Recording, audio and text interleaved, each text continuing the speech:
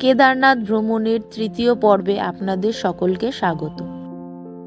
এর আগে প্রথম এবং দ্বিতীয় পর্বে হাওড়া থেকে হরিদ্বার পর্যন্ত আসার ট্রেন জার্নির ভিডিও এবং হরিদ্বার থেকে সোনপ্রয়াগ পর্যন্ত কিভাবে পৌঁছলাম এবং সোনপ্রয়াগ থেকে হাঁটা পথে কেদারনাথ পর্যন্ত কিভাবে আসলাম সমস্ত ভিডিও এই প্রথম এবং দ্বিতীয় পর্বের রয়েছে। আপনারা একবার ডেসক্রিপশন বক্সে লিংক দিয়ে দেব, অবশ্যই দেখে নেবেন। বৃষ্টি মাথায় নিয়ে তো আমরা কেদারনাথ এসে পৌঁছলাম। বৃষ্টি নিয়েই পুজো দিলাম কেদারনাথ মন্দিরে। তারপরে একটু বৃষ্টি কমাতে আমরা হেঁটে ভৈরবনাথ মন্দিরে গেলাম। ভালো মতন পুজো দিয়ে আবার নিচে নামলাম, তখন আবার বৃষ্টি শুরু হলো। ঝিরিঝিরি বৃষ্টি মাথায় করেই আমরা এবার এসে পৌঁছলাম ভীমশিলার সামনে।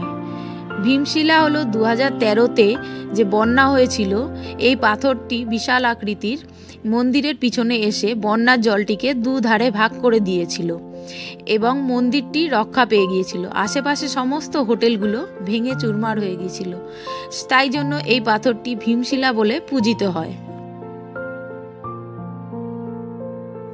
তারপরে এই ভীমশিলার থেকে কিছুটা এগিয়ে গেলেই আদিগুরু শঙ্করাচার্যের একটি সমাধিস্থল রয়েছে। সেখানে তার বিশাল একটি মূর্তি রয়েছে। সেখানে একটু পরিদর্শন করে আমরা আবার চলে আসলাম মন্দিরের সামনে। মন্দিরের সামনে এসে দেখলাম মন্দিরের দরজা খোলা, তাই লোভটা সামলাতে পারলাম না, আবার মন্দিরের ভিতর চলে গেলাম, একটুখানি দর্শন সেরে আসলাম। তারপরে কিছুক্ষণ রেস্ট নিয়েই চলে আসলাম সন্ধ্যা আরতি দেখবার জন্য। মন্দির প্রাঙ্গণ তখন লোকে লোকারণ্য। আগের দিন যখন এসেছিলাম তখন মন্দিরের দরজা বন্ধ হয়ে গিয়েছিল এবং মন্দির প্রাঙ্গণ ছিল পুরো ফাঁকা।